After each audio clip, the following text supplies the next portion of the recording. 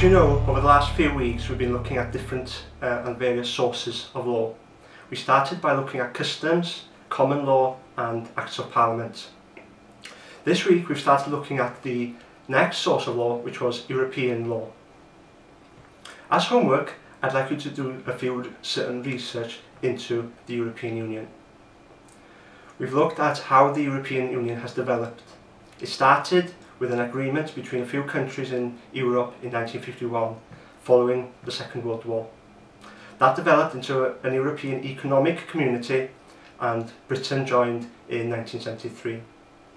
By now, the European Union has grown to include 28 countries, and the aims and objectives have changed.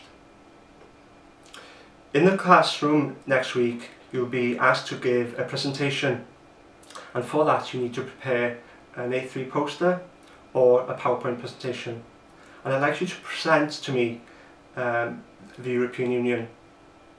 To do this, you'll need to look at the historical background of the European Union, how the aims and objectives have changed, the countries that are member states, and how they joined over the years. You might find information on the internet, in textbooks, in notes that I've given you. In particular, the BBC is very good at explaining how the European Union has developed.